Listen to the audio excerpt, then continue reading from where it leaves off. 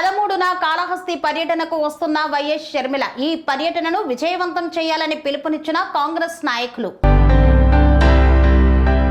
ఈ నెల 13న పిసిసి అధ్యక్షురాలు వైఎస్ షర్మిల శ్రీకాళహస్తి పర్యటనను విజయవంతం చేయాలని డిసిసి అధ్యక్షులు బాలగురవరం పిలుపునిచ్చారు. శ్రీకాళహస్తి ప్రెస్ క్లబ్లో కార్యాలయంలో విలేకరుల సమావేశాన్ని నిర్వహించి ఆయన మాట్లాడారు. పిసిసి అధ్యక్షురాలు షర్మిల శ్రీకాళహస్తి పర్యటన ఈ నెల 13న ఉన్నట్లు తెలిపారు. పర్యటన సందర్భంగా 13న మధ్యాహ్నం 3 గంటల నుండి సాయంత్రం 5 గంటల వరకు ఆర్జీఆర్ కళ్యాణ మండపంలో ఏర్పాటు చేసిన సమావేశానికి హాజరవుతారన్నారు.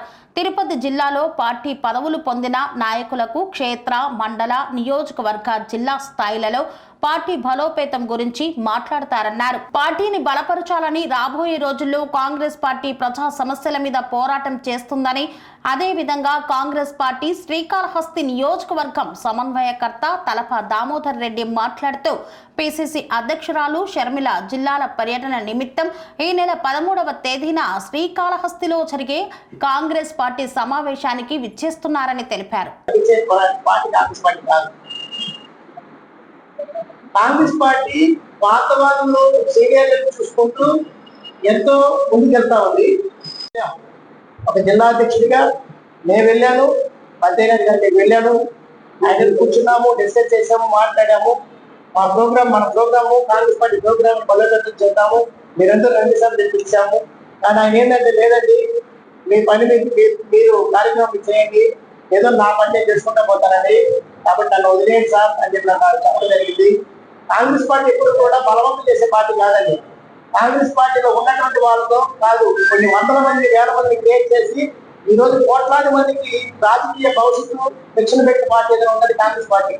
అటువంటి కాంగ్రెస్ పార్టీలో ఎవరు వచ్చినా ఎవరు రాకపోయినా మేమైతే వీలైనంత వాళ్ళకి అందరినీ సమన్వయం చేసుకోవడానికి, కలుపుకోవడానికి ప్రయత్నిస్తాం తప్ప వదిలేసుకోవడానికి అయితే, ఒకటి తగ్గించుకోవడానికి అయితే మేము ప్రయత్నించాం. మేము వీలైనంత వరకు రేపు కూడా మేము వెళ్తాము, వెళ్ళి అందరితో కూడా సమన్వయం కలుసుకుంటాము, కలుసుకుని మాట్లాడతాము. వస్తే హ్యాపీగా ఫీల్ అవుతాము, రాకపోతే ఇప్పుడు మేమేం చేసేదానికి లేదు.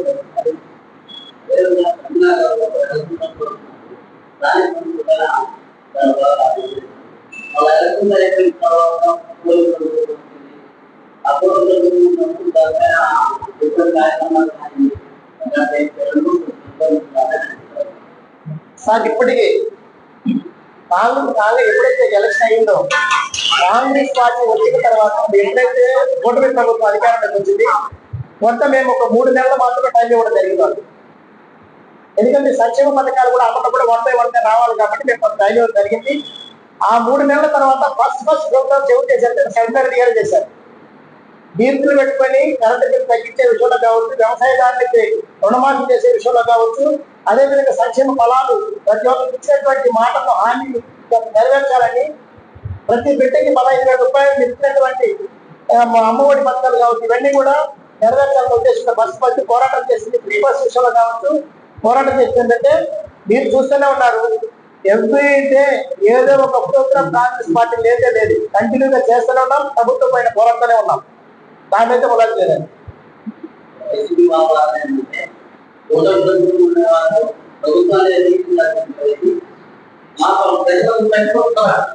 ఇది మంచి ప్రాసెస్ అండి. ఎందుకంటే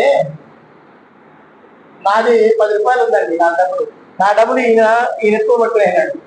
అది దొంగిలించుకొని పెట్టుకున్నాడా, లేకపోతే వేరే రకంగా తీసుకొని పెట్టుకున్నాడా, లేకపోతే బ్లాక్ మెయిల్ చేసి పెట్టుకున్నాడా, సందర్భాన్ని బట్టి తీసుకొని పెట్టుకున్నాడా, ఆయన కూడా నా డబ్బులు నా ఆస్తి ఉంది, నేను ఎక్కడ పోయి లాక్కొచ్చుకోవాలా నా ఆస్తిని? మీ ఆస్తిని మీరు లాక్కుంటే అంత కుదరదు. నా ఆస్తి ఇక్కడే ఉంది. వాస్తవానికి ఏంటంటే వైఎస్ఆర్సీపీలో కాంగ్రెస్ పార్టీ పూర్తిగా కూడా వైఎస్ఆర్సీపీలో ఉన్నటువంటి ఓట్ బ్యాంక్ అది కూడా కాంగ్రెస్ ఓట్ బ్యాంకు. కాబట్టి కాంగ్రెస్ ఓట్ బ్యాంక్ అనేది ఆ వైఎస్ఆర్సీపీ నుంచి మా ఓట్ బ్యాంక్ ఏ విధంగా తీసుకోవాలో మాకు తెలుసు, పోయినటువంటి వాళ్ళు ఏ విధంగా తిరిగి వస్తారో కూడా మాకు తెలుసు, ప్రజల దగ్గర నుంచి ఏ విధంగా ఉంటారో మాకు తెలుసు, ప్రభుత్వ వ్యతిరేక ఓట్లు ఏ విధంగా కాంగ్రెస్ పార్టీ మర్చుకోవాలో కూడా మాకు తెలుసు. వైఎస్ జగన్మోహన్ గారు అంత ఈజీ అయినటువంటి లీడర్ కాదు, చాలా పోరాట పట్టిమ కలిగినటువంటి లీడర్ అండి. ఇక్కడికి వచ్చేసినటువంటి ప్రింట్ అండ్ ఎలక్ట్రానిక్ మీడియా మిత్రులందరికీ కూడా నా హృదయపూర్వక ధన్యవాదాలు తెలియజేస్తా ఉన్నాను.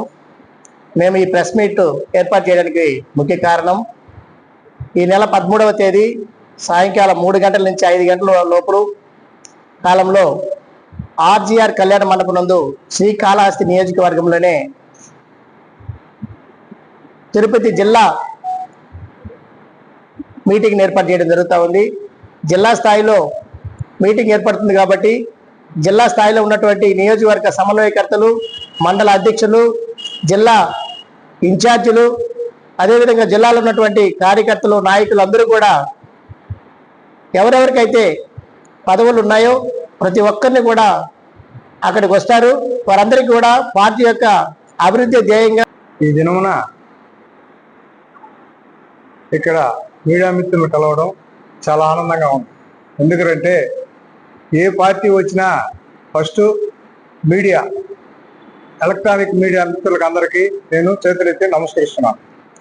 ఎందుకంటే ఫస్ట్ మీడియా ఉంటేనే ప్రతి ఒక్క పార్టీ వాళ్ళు, అది చిన్న పార్టీ కావచ్చు, పెద్ద పార్టీ కావచ్చు, మామూలుగానే వస్తారు. కానీ వాళ్ళు స్థాయిలు పెరిగే కొంది ఈ మీడియా మిత్రులు కూడా మర్చిపోతూ ఉంటారు. కానీ కాంగ్రెస్ పార్టీ అటువంటిది కాదు. ఆ రోజైనా ఈ రోజైనా కాంగ్రెస్ పార్టీ గురించి మీకు అందరికీ తెలుసు.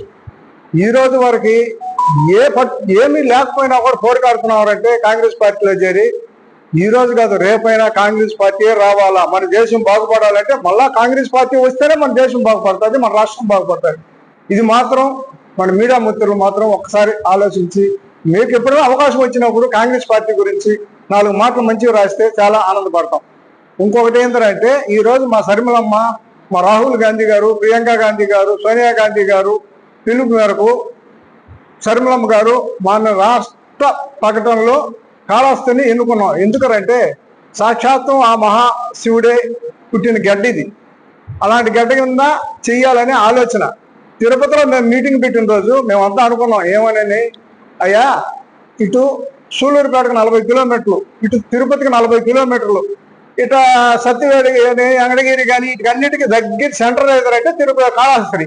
ఈ కాళహస్తిలో చేస్తే బాగుంటుంది అనుకునేసి మా దామన్నకి చెప్పాం. దామన్న ఎవరంటే అన్న అలాగే అన్న చేద్దామని చాలా మనస్ఫూర్తిగా మాటిచ్చాడు.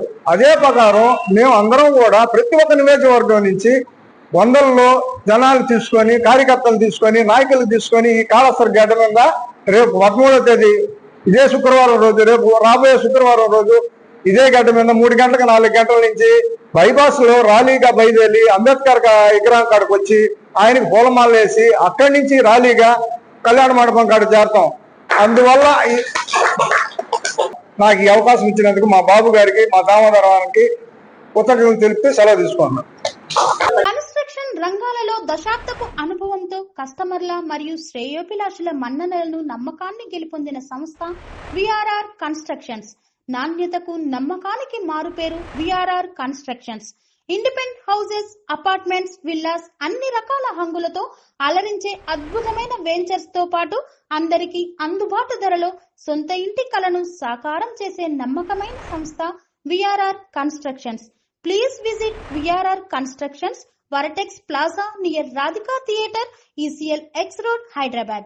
Call to 9100885551 9100885559.